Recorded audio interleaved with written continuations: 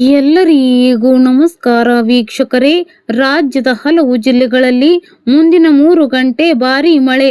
13 ಜಿಲ್ಲೆಗಳಿಗೆ yellow alert ಘೋಷಣೆ ಸೇರಿದಂತೆ ರಾಜ್ಯದ ಹಲವು ಜಿಲ್ಲೆಗಳಲ್ಲಿ ಮುಂದಿನ 3 ಗಂಟೆಗಳ ಕಾಲ ಗುಡುಗು ಸಹಿತ ಭಾರೀ ಮಳೆಯಾಗುವ ಸಾಧ್ಯತೆ ಇದೆ ಎಂದು ಹವಾಮಾನ ಇಲಾಖೆ ತಿಳಿಸಿದೆ.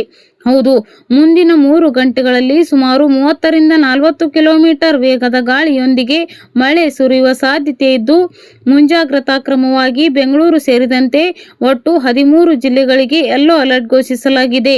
ಇನ್ನು ಮಳೆಯಾಗುವ ಜಿಲ್ಲೆಗಳೆಂದರೆ ಬೆಂಗಳೂರು ನಗರ, ಬೆಂಗಳೂರು ಗ್ರಾಮಾಂತರ, ಚಿಕ್ಕಬಳ್ಳಾಪುರ, ಮಂಡ್ಯ, ಮೈಸೂರು, ಚಾಮರಾಜನಗರ, ರಾಮನಗರ, ಕೊಡಗು, ಕೋಲಾರ ಹಾಗೂ ಧಾರವಾಡ, ಬೆಳಗಾವಿ ಜಿಲ್ಲೆಗಳಲ್ಲಿ ಭಾರೀ ಮಳೆಯಾಗುವ ಮುನ್ಸೂಚನೆ ನೀಡಲಾಗಿದ್ದು, ಈಗಾಗಲೇ ಬೆಂಗಳೂರು ನಗರದ ಕೆಆರ್ ಮಾರ್ಕೆಟ್, ಮೆಜೆಸ್ಟಿಕ್, ವಿಧಾನಸೌಧ ಹಾಗೂ ಕಾರ್ಪೊರೇಷನ್ ಸುತ್ತಮುತ್ತಲಿನ ಪ್ರದೇಶಗಳಲ್ಲಿ ತುಂತುರು ಮಳೆ ಆರಂಭವಾಗಿದ್ದು, ಸಂಜೆಯ ವೇಳೆಗೆ ಮಳೆ ಮತ್ತಷ್ಟು ಬಿರುಸುಗೊಳ್ಳುವ ಸಾಧ್ಯತೆ ಇದೆ.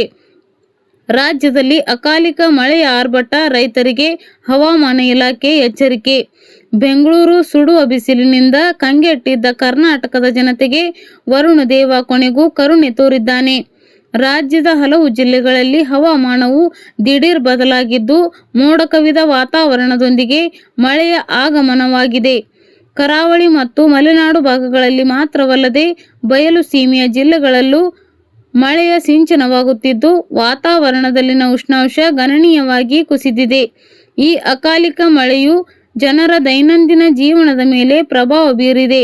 ಹೀಗಾಗಿ ಹವಾಮಾನ ಇಲಾಖೆ ಮುನ್ಸೂಚನೆಯ ಪ್ರಕಾರ ಮುಂಬರುವ ದಿನಗಳಲ್ಲಿ ರಾಜ್ಯಾದ್ಯಂತ ಮಳೆಯ ಪ್ರಮಾಣ ಮತ್ತಷ್ಟು ತೀವ್ರಗೊಳ್ಳುವ ಸಾಧ್ಯತೆ ಇದೆ. ಕೆಲವು ಕಡೆಗಳಲ್ಲಿ ಗುಡುಗು, ಮಿಂಚು ಮತ್ತು ಬಲವಾದ ಗಾಳಿಯೊಂದಿಗೆ ಮಳೆ ಸುರಿಯಲಿದೆ. ಅದರಲ್ಲೂ ಉತ್ತರ ಕರ್ನಾಟಕದ ಕೆಲವು ಭಾಗಗಳಲ್ಲಿ ಅನಿರೀಕ್ಷಿತವಾಗಿ ಆಲಿಕಲ್ಲು ಮಳೆ ಬೀಳುವ ಸಾಧ್ಯತೆ ಇರುವುದರಿಂದ ರೈತರು ಮತ್ತು ಸಾರ್ವಜನಿಕರು ಮುನ್ನೆಚ್ಚರಿಕೆ ವಹಿಸುವಂತೆ ಸೂಚಿಸಲಾಗಿದೆ. ಬೆಂಗಳೂರಿನಲ್ಲೂ ಸಂಜೆಯ ವೇಳೆ ತುಂತುರು ಮಳೆಯಾಗುವ ಲಕ್ಷಣಗಳಿದ್ದು, ನಗರವಾಸಿಗಳಿಗೆ ಬಿಸಿಲಿನ ತಾಪದಿಂದ ಅಲ್ಪ ವಿರಾಮ ಸಿಕ್ಕಂತಾಗಿದೆ. ಮೇ ತಿಂಗಳ ಅಂತ್ಯದ ವೇಳೆಗೆ ಕರ್ನಾಟಕದಲ್ಲಿ ಮುಂಗಾರು ಪೂರ್ವ ಮಳೆ ಅತಿ ಹೆಚ್ಚು ಸಕ್ರಿಯವಾಗಲಿದ್ದು, ರಾಜ್ಯದ ಬಹುತೇಕ ಜಿಲ್ಲೆಗಳಲ್ಲಿ ಭಾರೀ ಮಳೆಯಾಗುವ ಮುನ್ಸೂಚನೆ ಇದೆ.